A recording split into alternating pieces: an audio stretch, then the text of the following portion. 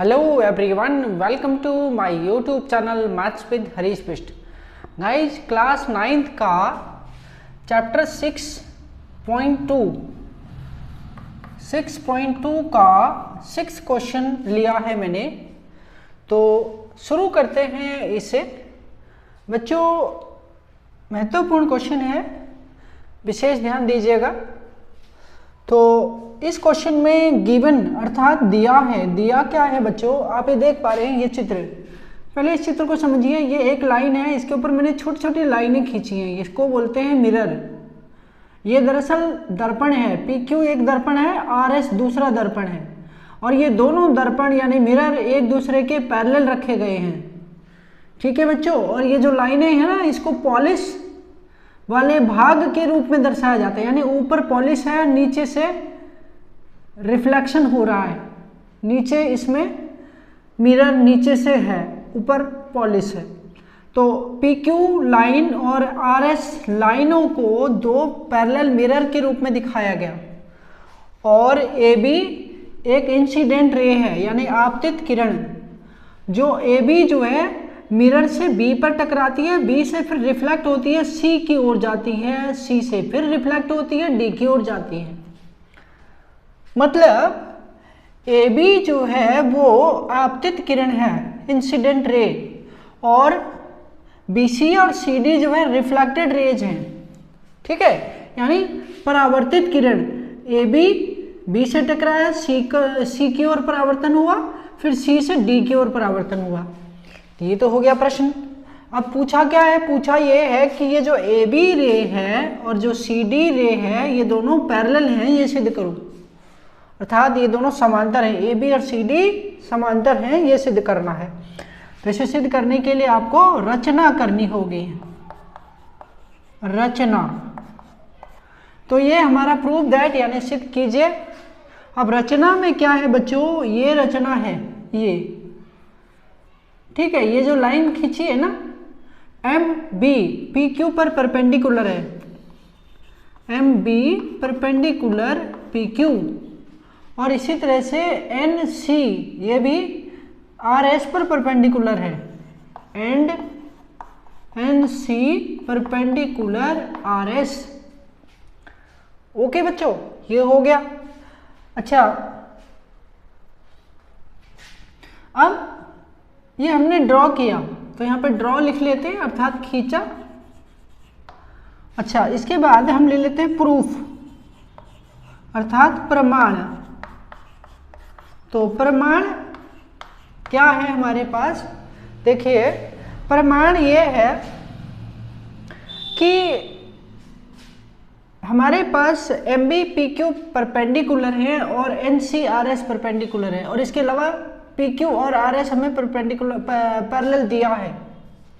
ठीक है, तो भाई प्रूफ ये हो गया कि MB परपेंडिकुलर अर्थात लंब PQ और NC लंब RS। और जैसा कि हमें दिया है एज PQ समांतर RS। बच्चों, PQ और RS समांतर हैं। अगर MB PQ के साथ लंब बनाता है, NC भी बनाता है, तो इससे यह सिद्ध होता है कि MB और CN या NC ये दोनों भी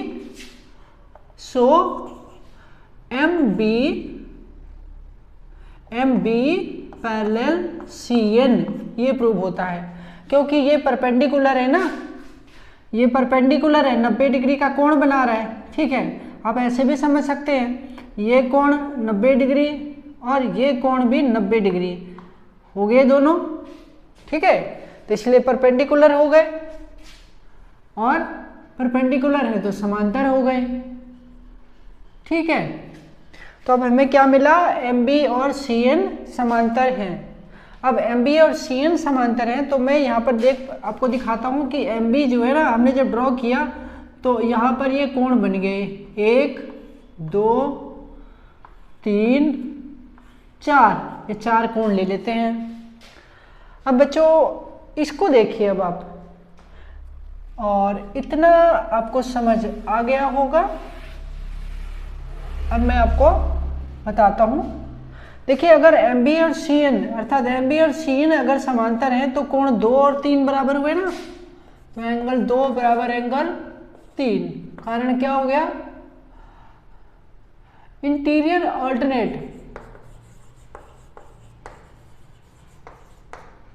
ऑल्टरनेट एंगल अर्थात एकांतर कोण। समझ गए? तो ये नंबर 1 हो गया भाई। लेकिन अगर आप 2 और 3 को देख पा रहे हैं तो आगे बढ़ते हैं। प्रूव हुआ कि 2 और 3 एकांतर कोण है इसलिए बराबर हैं, लेकिन 1 और 2 आपस में बराबर हैं।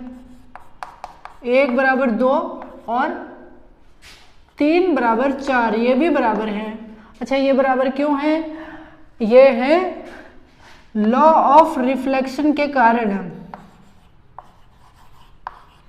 लॉ ऑफ रिफ्लेक्शन अर्थात प्रकाश के परावर्तन नियम के अनुसार ये दोनों बराबर और ये दोनों भी बराबर। देखिए, प्रकाश का परावर्तन नियम क्या कहता है कि इंसिडेंट रे, ये इंसिडेंट रे है और ये रिफ्लेक्टेड रे है, तो इसको हम नॉर्मल माने, MB को नॉर्मल माने, तो ये एंगल ऑफ इंसिडेंस और ये एंगल ऑफ रिफ्लेक्शन। आपको पता है एंगल ऑफ इंसिडेंस और एंगल ऑफ रिफ्लेक्शन ऑलवेज बराबर होते हैं, अर्थात आपतन कोण बराबर परावर्तन कोण।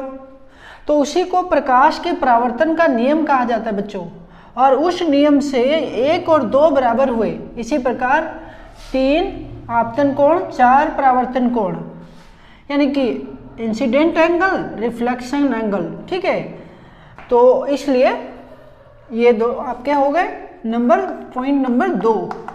अब 1 और 2 से क्या प्रूव होता है बच्चों? देखो, 2 और 3 बराबर, 2 और 1 बराबर, 2 और 3 बराबर, 3 और 4 बराबर, तो 1 2 3 ये तीनों मिलकर क्या प्रूव करते हैं?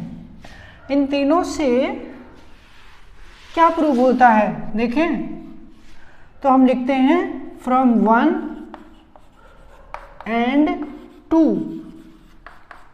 इससे क्या निकल कर आता है? ये एंगल 1 बराबर 2 बराबर 3 बराबर 4। अब बच्चों ये चारों एंगल बराबर हैं, तो हम एंगल 1 और 2 को जोड़ लेते हैं।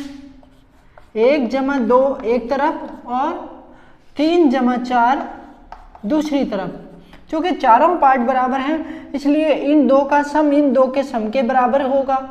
अब अगर इनको हम जोड़ते हैं, एंगल 1 और 2 को जोड़ते हैं, तो ABC एंगल बनता है हमारा, एंगल ABC। और 3 और 4 को जोड़ने से क्या बनता है? BCD, एंगल BCD, ये BCD। अब लेकिन आप देख पा रहे हैं कि ABC और BCD, ये वाला एंगल और ये वाला एंगल, ये दोनों किस तरह के एंगल हैं बच्चों? ये ऑल्टरनेट एंगल हैं। और ऑल्टरनेट एंगल अगर इक्वल होते हैं तो लाइनें पैरेलल होती हैं। अच्छा, तो अब हम क्या लिखेंगे? But these are alternate angle. Alternate angle हमारे बराबर आ गए ना, बट दीज आर ऑल्टरनेट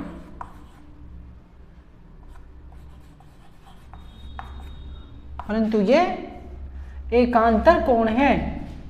और यदि एकांतर कोण बराबर होते हैं तो रेखाएं समांतर होती हैं। तो बच्चों समझ आ गया होगा, ABC कोण और BCD कोण दोनों एकांतर कोण हैं, लेकिन ये बराबर हैं और एकांतर हैं, तो इसका मतलब AB और CD पैरेलल।